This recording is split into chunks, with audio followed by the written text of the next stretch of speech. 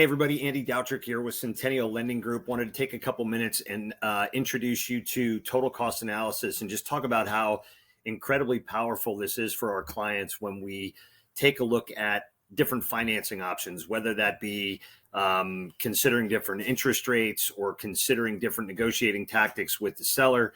But I just want to take a minute real quickly and show you what's happening a little bit more as we go into the fall market and sellers are starting to become a little more flexible when they're talking to potential buyers about what they're willing to accept and some different considerations. So what I've done here is just showed you one part of the total cost analysis screen.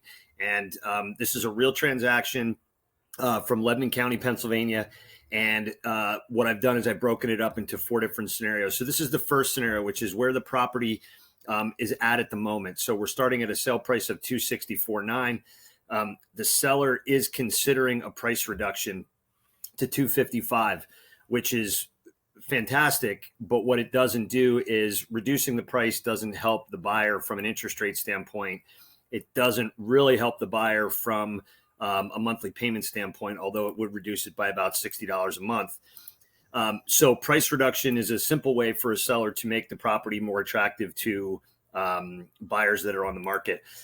If we were to take that same full price offer and apply the difference between the $264,900 and what the price reduction was going to be, which if I'm looking at this correctly is about $10,000, what that ends up doing is it reduces what the buyer needs to bring to the settlement table, but it doesn't change the mortgage payment. So they're still looking at a mortgage payment based on $264,900. So if you have a borrower that's not sensitive to payment, but they might be limited on funds to close, then seller assist towards the closing costs is probably a good option.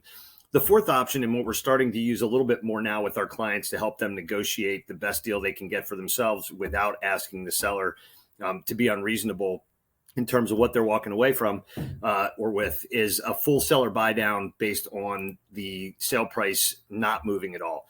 So what we can do is we can ask that seller to take the difference between the $264,900 and the potential price reduction and allow the buyer to use those funds to reduce the interest rate.